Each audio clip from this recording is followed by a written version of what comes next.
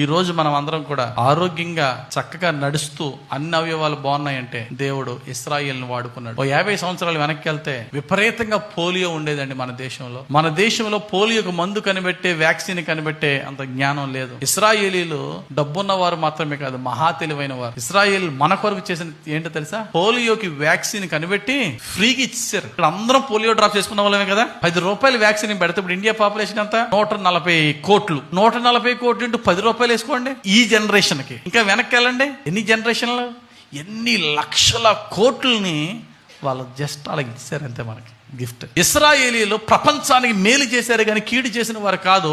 కాకపోతే ప్రపంచం అంతా వాళ్ళని చూసి కుళ్ళికి చేస్తూనే ఉంది.